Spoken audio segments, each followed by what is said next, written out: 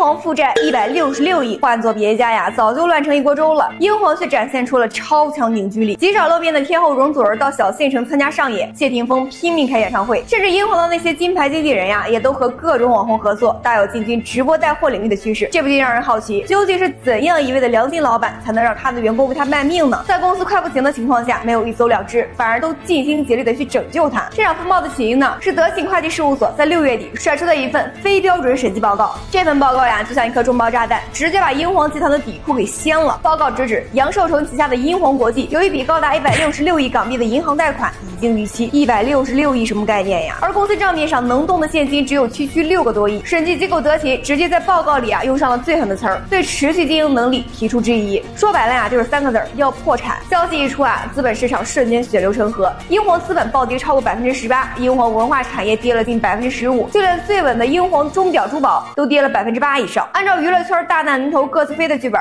接下来呢，本该是旗下艺人纷纷解约，另行高就的树倒猢狲散的环节，结果英皇这波反向操作直接惊掉了所有人的下巴。要看懂这不可思议的凝聚力，就得拆解杨受成手里那套管理学的3根柱子：江湖义气、家族温情和长线投资。第一根柱子呢叫江湖义气，说白了呀，就是我的人我来保。这套规则呢，在谢霆锋和阿娇的人生谷底体现的淋漓尽致。先说谢霆锋，2002年年仅22岁的他呀，是当时香港最红的天王接班人，风头一时无两。结果他因为开车撞人后，为了逃避责任，竟然让司机出来顶包，这就是震惊全港的顶包案呀！事件曝光后，谢霆锋的完美偶像人设一夜之间崩塌，他从神坛跌落，成了一个诚信破产的阶下囚。在他被全香港喝倒彩，被媒体口诛笔伐，人生最低谷的时刻，任何一家正常的经纪公司呀，都会立刻将他雪藏，甚至解约以规避风险。但杨受成没有，他不仅公开对媒体放话，所有人都离弃他，但我不会。甚至在谢霆锋从看守所出来的那天，杨受成亲自开着车去接他，那个画面呀，像极了一个来接犯错孩子回家的老父亲。这份在全世界都抛弃你时，我依然选择与你站在一起的义气，谢霆锋记了一辈子。再说阿娇，2008年那场轰动一时的照片门事件，让她从玉女掌门人瞬间变成了一个被千夫所指的荡妇。在那个网力暴力最疯狂的年代，换做任何一家公司呀，都会第一时间与他切割。但杨受成再一次张开了他的翅膀，他不仅没有解约，反而多次公开强调阿娇是一个受害者，他的事业不应该被这件事毁掉一生。他立刻叫停了阿娇所有的工作，不是惩罚，而是保护。他让他休养1年，并承担了他在此期间所有的生活开销，同时动用自己所有的媒体关系为他降温。这份雪中送炭呀，是任何金钱都无法衡量的。第二根柱子呢，叫做家族温情。通俗点讲呀，就是自家的孩子再丑也得疼呀。这套哲学的最佳体现就是容祖儿。1998年，容祖儿因为长相问题被他的前唱片公司无情解约。在那个极度看脸的娱乐圈呀，这几乎等同于宣判了他演艺生涯的死刑。当时所有人都觉得呀，这个女孩完了。然而杨受成却力排众议，坚持签下了这个不被任何人看好的丑小鸭。他看中的呢，是他声音里那种独特的质感和巨大的潜力。他为他请来香港最好的制作人，为他量身打造专辑，硬是用钱和资源将这个曾经因为丑而被行业抛弃的女孩一步步捧上了港圈天后的宝座。最后一根柱子才轮到长线投资，这才是最精明的地方。杨受成用前2根柱子，也就是江湖义气和家族温情，编织了一张巨大的人情网络。他救谢霆锋于水火，保阿娇于风暴，捧容祖儿于微末，养陈伟霆于长年。这些在当时看似亏本的买卖，其实呢是在进行一场最高明的人心投资。他用一次次的雪中送炭，换来的是这些艺人长达数10年的近乎家人的绝对忠诚。这份忠诚在平时呀，是英皇最坚固的护城河，在危机来临时呢，就变成了最强悍的救火队。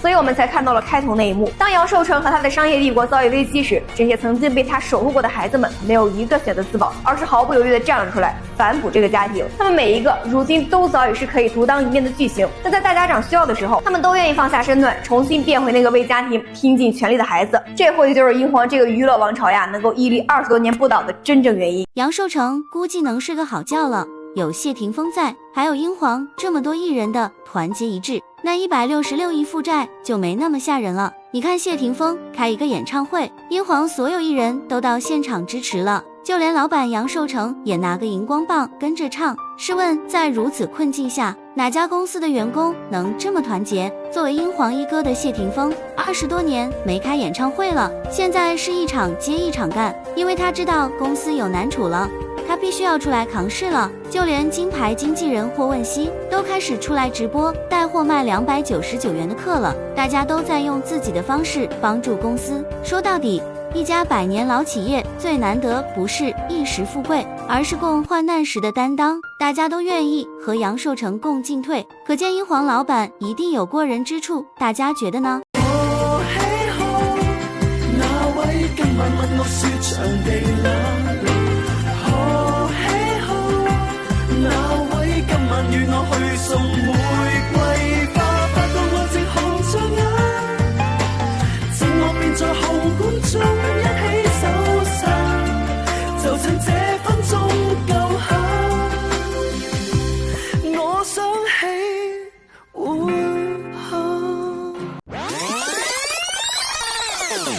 咁我而家咧就要預備入翻去，因為今晚就係容祖兒嘅演唱會，今日係8月13號。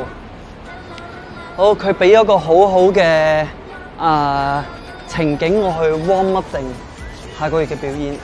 我突然間望住個紅館，我已經覺得毛管凍，真係毛管凍啦嗰刻。我去彩排啦。邊一個咧？近排對我嚟講，絕對係阿祖兒咯，容祖兒咯。仲要我係睇第2場，佢嗰個鬆容嗰個嘅風範係真係一個舞台王者先有嘅一個霸氣。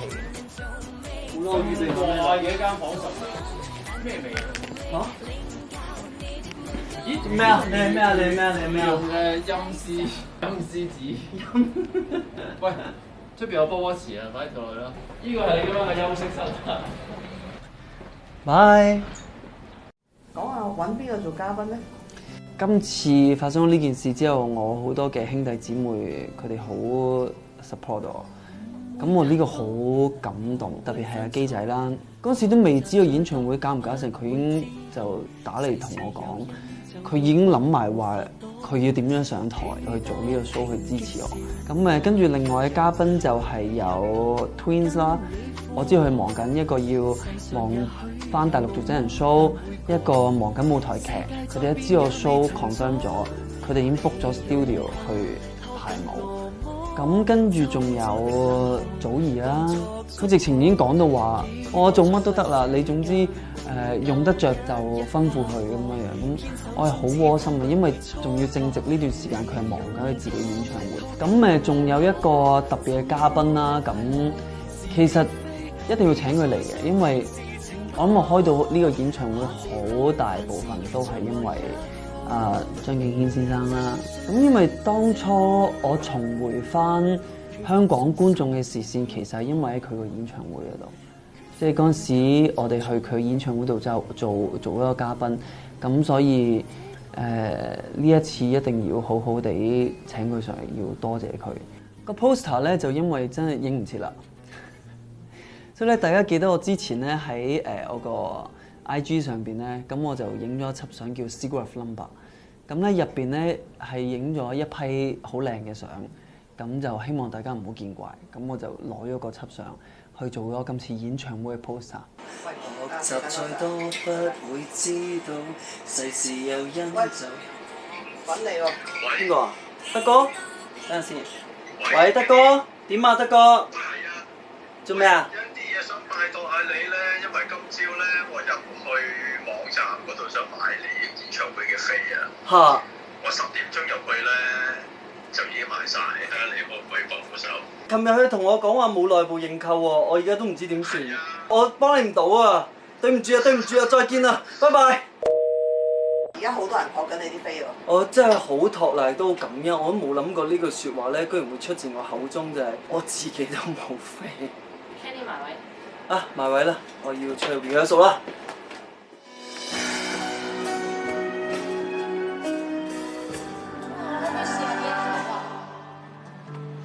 咦 ，Candy 嚟啦噃，係咪啊？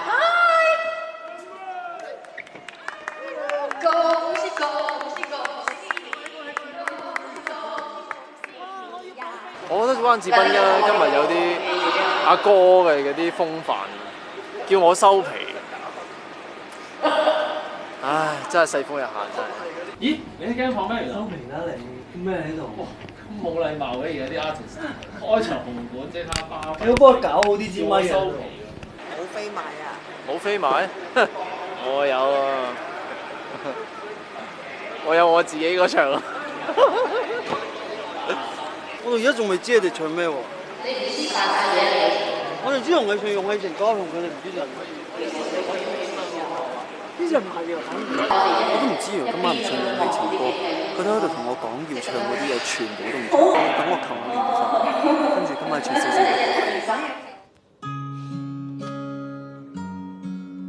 聽日要上紅館個台，不過聽日咧就係做容祖兒個嘉賓。誤會太多，何謂犯錯？學習再多，不會知道世事有因就有果，沒法躲。容祖兒今日都有 send message 俾我，佢話佢第一次開演唱會都當咗自己係超人嚟嘅，就叫我要放輕鬆啲，唔可以 push 得自己太緊。世界再變也未曾阻，你勇敢拖緊我麼？怎麼可快樂？是與非，別再想當是情歌。可知道凡事如像來一課，真相是這麼。缺乏信心別要躲，缺乏勇敢就重播這歌。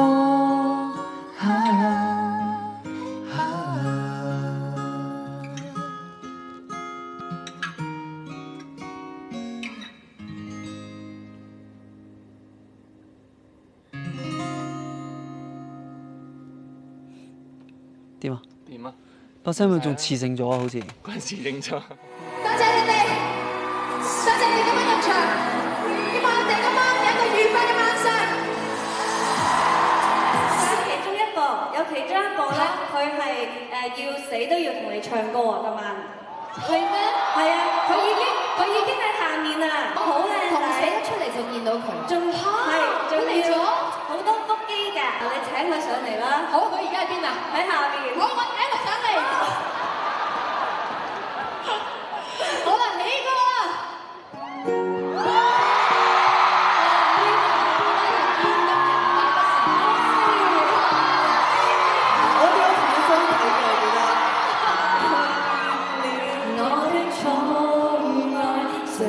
接受這種意外，你讚我天生可愛，不願看着我離開，同伴也話我傻，喜歡受挫，寧願情敵在相愛。人天生根本都不可以愛死身邊的一個，無奈你最舊刺激我，凡事也知道我幾多黑心的教唆，我亦捱得過。來煽風來點火，就擊到我麼？誰戀愛就多障礙，死性我不想改。如果沒有你的愛，我沒法活得來。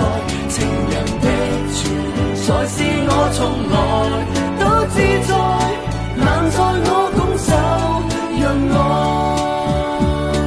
咁你想唔想嘉賓？我想嘅，但係不過我又唔想我啲嘉賓咁辛苦。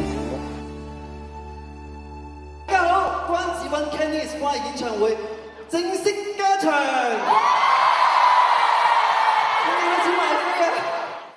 即係叫佢加油咁就得啦。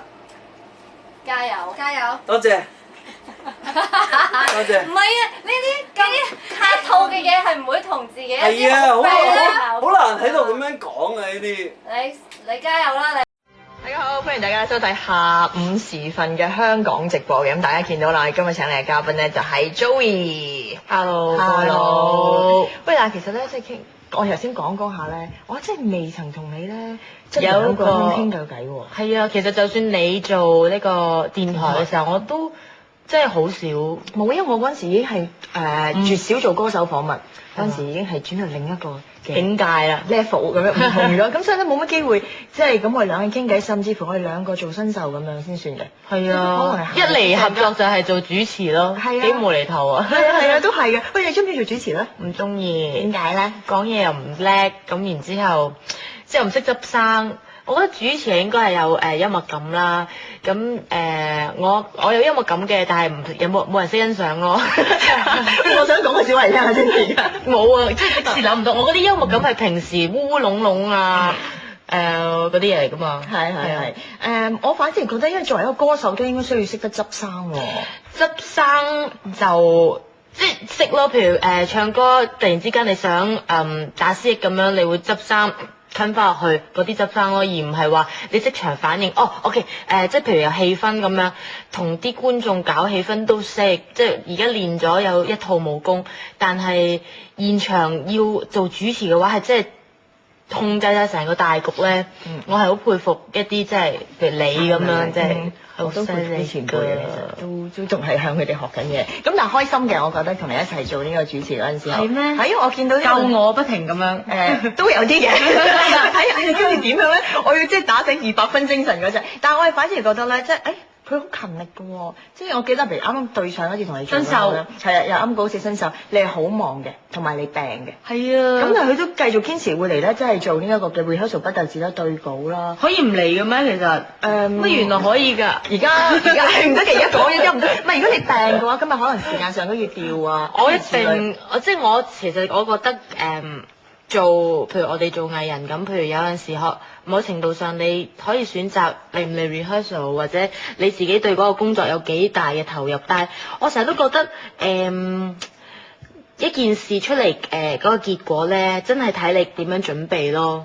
咁我都幾要面嘅，我唔希望每一次即係有咁多差池咯，所以我盡量我都會覺得要準備好啲。呢個要面咧係入咗行之後先至開始衍生，或者細個開始咧已經係培養到有呢種性格。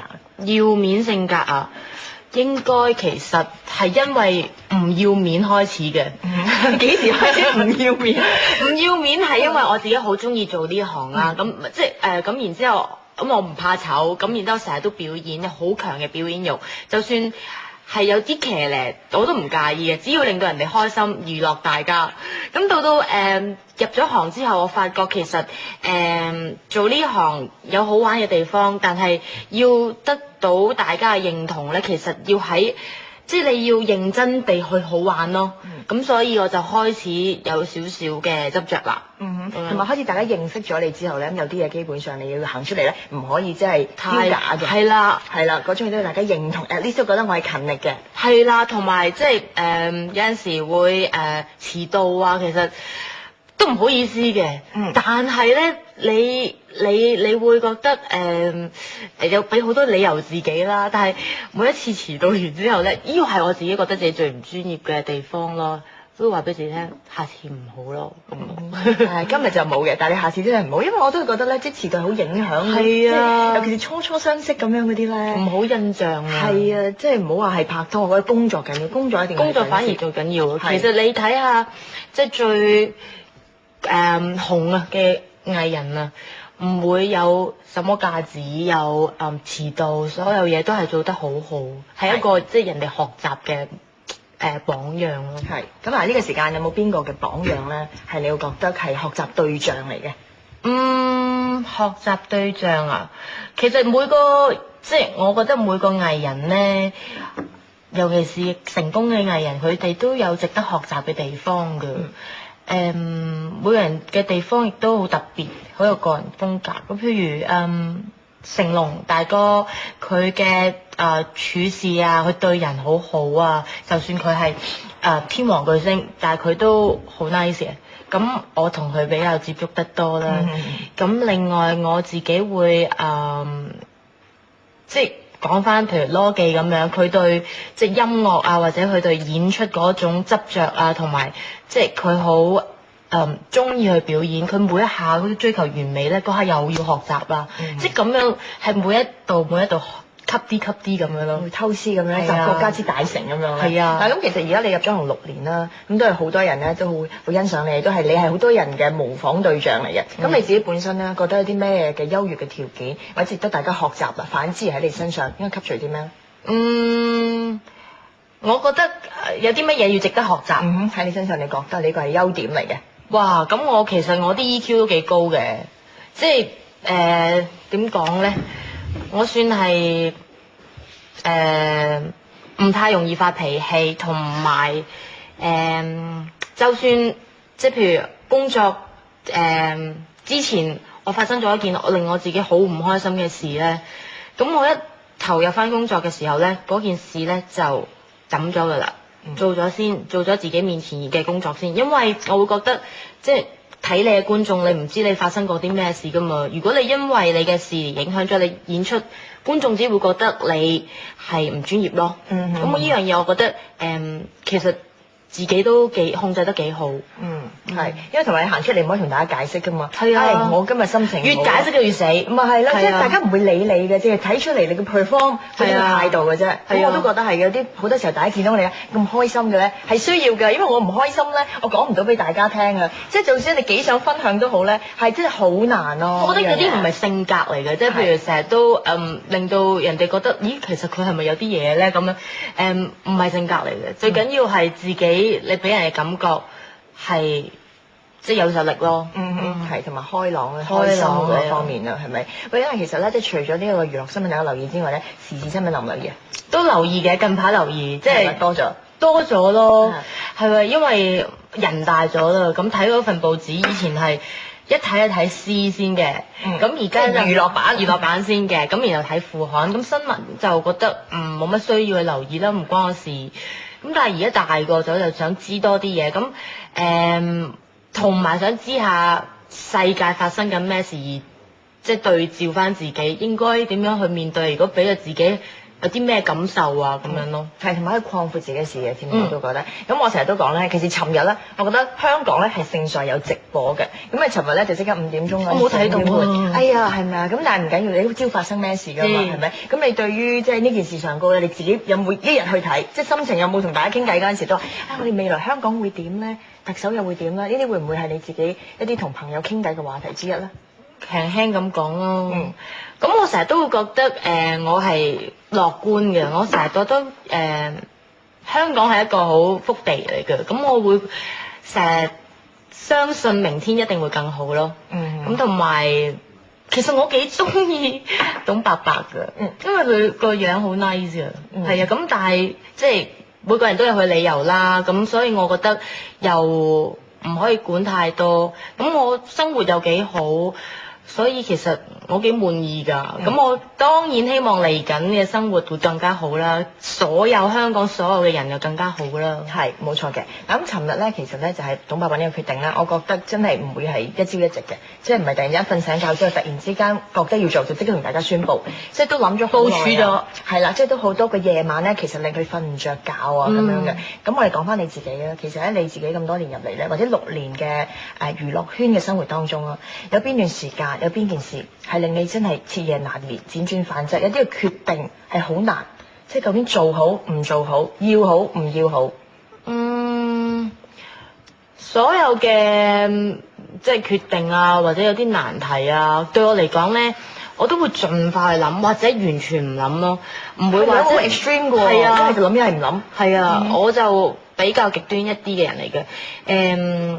譬如我成日都覺得，如果你留低啲問題喺個心裏邊咧，譬如你解決唔到咧，你不停諗佢咧，嗰個難題咧，其實會俾你化大咗㗎。你冇解決佢啊嘛，但係你就不停咁樣諗點解決咧？點解決咧？咁其實你冇實行到咧，咁個問題就會喺你嘅腦裏邊越嚟越難啊。咁所以咧，我個做法就係一係就好快咁解決佢，即係問好多周邊嘅人嘅意見啊，或者係唔開心嘅喊一場啊，咁好有用嘅喎喊，或者係完全唔諗佢。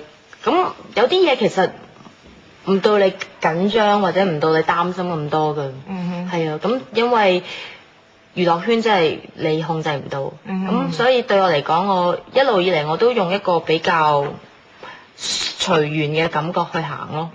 但係有冇啲咩重要嘅決定咧，令你係你自己決定嘅？所以簽咗15年約咯，15年約，咪就係我即係而家依間公司其實簽咗成15年嘅合約，我都決定得好快嘅。係啊。咁你嗰陣時候真係好希望入呢一行係咪？咁但係嗱，佢哋有冇啲開出啲咩條件咧？都令你夜晚一直猶豫過，都係呢個傾談當中咧，都會覺得哇，可唔可以即係將就下，互相退一步咁樣嗰隻咧？甚至乎其實我記得我當時簽約我都冇同媽咪講，我揾我姨媽幫我添。因為咧，我怕我媽咪擔心，咁我又覺得媽咪應該唔係好識㗎啦，咁費事佢又問我咁多嘢啊，因為其實我又唔係好識嘅，咁我就揾咗我姨媽幫手，因為我姨媽就係做生意嘅，咁佢又會識多少少，咁就好快咁樣決定，好快咁簽完約，咁其實我成日覺得我自己咧都係符符碌碌咁樣一生㗎啦，我都冇遇過啲咩。即係壞人咁樣咯，好彩咯，咁唔係好用腦噶，其實我係嘛？係啊，喂，咁但係唔好，我想知道，即係你嘅第一步係你同即係同呢間唱片公司咧嗰個相遇係幾時咧？即係6年之前係點樣嘅相遇呢個過程？相遇嘅過程咧就係我之前咧簽咗一間唱片公司叫佳音嘅，係啦，喂，同我同一間，唔係同你同一間，同你同一間嗰間就好，即係再之前嘅事啦。咁就但係佢咧就無啦啦有一日離開咗香港，即係撤離香港嗰個部門。咁所有嘅員工都即係企咗喺度啦，咁包括我在內。咁其中一個員工咧就啱啱喺飛圖過咗去嘅。咁當時佢就即刻又問翻飛圖啦，點樣咁，然之後咁 Manny 就喺嗰度做噶嘛，即係喺飛圖做，咁就問你有冇興趣翻去，或者係有冇人帶過去咁樣咧？咁佢就介紹咗我，咁我就識咗 Manny 咯。哦，即係成時都同 Manny 傾嘅。係啊。哦，咁就係佢，咁佢就俾約你簽15年啦。唔係，就係識咗 Manny 之後咧，佢就唔知婆仔咁樣問我咩生肖啊，然之後又幾多年啊？咦，你今年犯太歲喎，拜咗未啊？咁樣嗰啲啦，然之後再去試音，再去試鏡。咁先傾咯。哦，即係原來咧，即係簽一個藝人咧，基本上咧，除咗佢嘅實力之外咧，都好白㗎。係啦，風水啊，你時辰八字啊，全部都要傾嘅。咁我哋有時間就休息一陣先，轉頭翻嚟同 Joey 繼續傾啦。咁究竟呢個約入邊嘅內容咧，呢個細節咧，咁繼續翻嚟香港直播啦。今日嘉賓咧就係 Joey 喺度啊。咁頭先講過啦，就簽過呢個15年約啦。係啊。不過我成日咧聽好多人講咧，即係唱片公司或者 management 公司喺簽約嗰陣時候咧，就不成文嘅規定啦，唔拍拖。係啊，嗰啲咧。我真係冇寫過喎，係好似話唔俾生仔啫。15年唔準生仔啊，都苛刻㗎喎。其實合約真係比較死板咗啲嘅嘢嚟嘅，咁你即係不外乎嗰啲叫咩人情啊，係咯，咁所以我覺得你如果你可以能夠同呢間公司共處咗咁多年咧，我諗儲咗係好多感情咯，已經唔需要再用嗰個合約去即係劃死曬所有嘢。不過確實係，即係你係同你公司嗰個感情係好深嘅，嗰個基結。係啊，其實我又唔知點解啊，好多人會覺得公司比較多負面嘅新聞，咁但係我覺得我喺裏邊，你可以話因為我喺裏邊啦，我覺得其實我間公司係好簡單嘅，即係可能係俾大家感覺上好似好多點講，即係我真係唔識點講，複雜啲咧，有啲糾纏不清咯。但係其實譬如工作上真係好努力咯，係啊，呢樣嘢其實唔能夠否認嘅。咁啊係，我見到你公司咧而家個樣就係咩事啊？我都唔知你做咩事喎。喂，頭先你點報啊？呢個係點報你都做埋啊？唔係，因為其實係一心即係冇乜所謂喎。呢個係即係以前嘅事嚟㗎啦。因為我未簽呢間公司未出碟嘅時候，冇事做㗎喎，咁我咪返公司剪報啊，八卦下睇下明星啊咁樣啦。嗰時見到謝霆鋒好開心㗎，但係佢唔眼尾都唔望我嘅。當有一日佢望你嗰陣時候，你嘅態度又點咧？當佢因為望我嘅時候啊，其實又冇乜嘢咯。原來佢望我都冇乜嘢咁緊張嘅。佢嘅眼神你唔覺得哇令到你心跳加速嘅啫咩？即而且確佢係個靚仔嚟嘅咁樣咯。但係咧，即係正如你之前所講咧，靚仔咧冇得本心嘅。係咯，吸引唔到我咯，但係。明白啦。其實你公司就冇明文規定唔準拍拖啦。咁你嘅新聞就好少嘅，但係公司其他嘅新聞好多喜事咧就精彩嘅。係啦，即係有冇黑中有冇，即係有冇打聽過啊？其實關心下。乜其實打聽啊？哇！點講咧？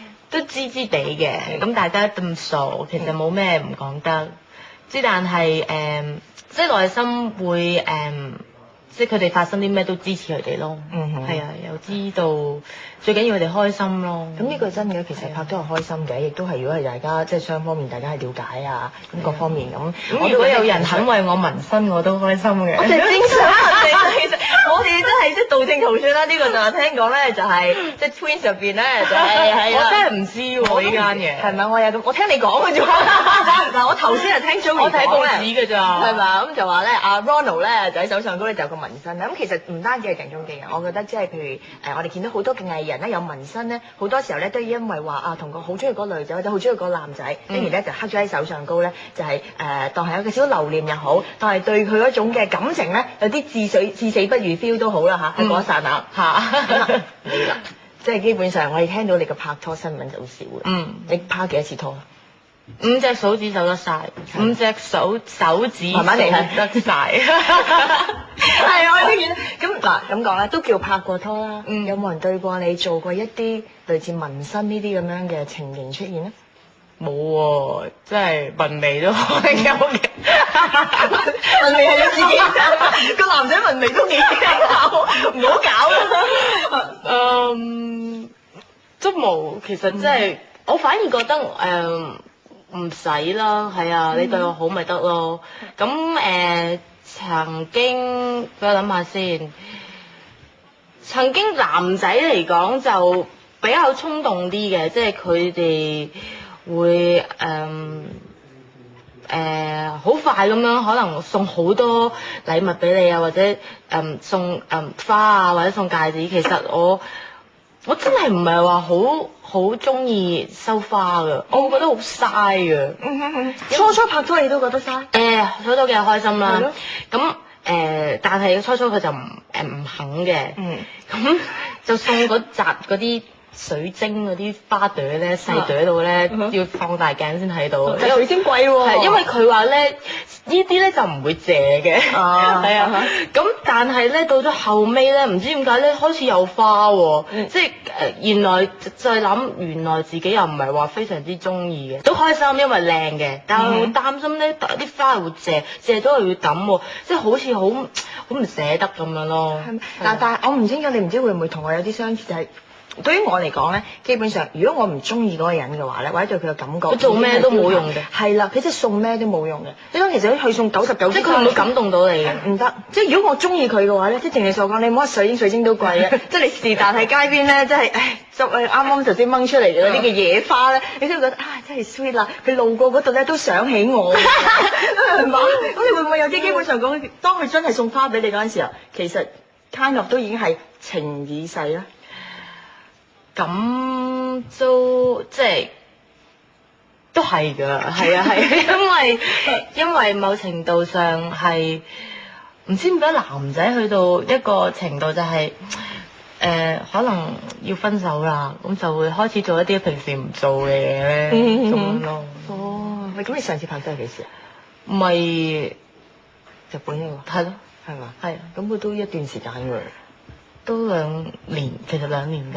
但係因為分開兩地啦，咁其實咁你本身咧有冇做過啲乜嘢咧去感動對方？即係永遠兩個人嘅相處，你唔有單單呢頭對方？我真係好想知喎，其實。我曾經試過我有兩日定唔知3日嘅假期，咁我冇同公司講咯，咁好衝動咁樣即時喺機場買飛機票，然之後過去，咁可能係瞓2晚。然之後仲要有一晚佢唔喺東京，係咗北海道，咁即係其實都唔知道佢咩反應㗎，咁就係只係覺得自己好想見一個人，咁樣咯。係啊，我都試過嘅，我覺得係啊，我覺得呢種經歷唔係次次都會好成功，都係 positive 嘅。有可能你去到之後咧，你見到啲唔想見嘅嘢，咁但係當其時都叫做好啊，我覺得係咪？即係都願意付出，開心㗎，係啊。但係難維持嘅，即係你哋兩個結束原因都係呢一個。我覺得能夠可以一齊到咧，其實同我可以一齊到咧，呢一個係其中一個原因，因為我咧又唔可以係佢成日都黏住嘅，但係又去到一個階段嘅時候，我同我拍拖同唔拍拖其實都冇乜分別㗎喎。我又覺得不如唔好有一個咁樣嘅，即係唔好累咗人哋啦，又唔好擺一個嘅責任喺自己度咯。咁不如等我好瀟灑、好舒服咁樣去做我嘅工作，反而仲好啲添。即係你覺得愛情事業唔能夠並重？我就其實覺得如果係佢唔係咁遠可能得嘅，因為你如果係喺外地，你又要諗，哎呀死啦，唔知佢發生咩事啊！你完全唔知，你又唔可以覺得你唔諗㗎喎。咁你已經個內心有啲擔心咧。咁到咗一段日子，因為你長時間要令自己去唔好諗嘅時候，咁你咪變咗其實係唔諗佢咯。係啊，咁樣咯。即係可能咧有好有唔好嘅，即係有好 long distance 咧就可能俾到你自己好多嘅空間，即係你中意做咩都得。咁但係少見面就少溝通。係啊，咁但係其實即係講真啦，即係事業雖然就話咧如日方中，即係話好多好忙好忙，但係即係話希望都可能拍下拖啊，有個男仔隔離嘅。即係呢一刻有冇想下咧？又當見到 Twins 咁開心，我諗佢哋開心啦，係咪？我諗其實一定拍拖係一定開心嘅，咁但係都有唔開心嘅嘢噶嘛，都係嘅，甜酸苦辣噶嘛，愛情係咪先？所以有咪有咯，冇又唔會刻意追求咯。但係其實而家係咪追你好難啊？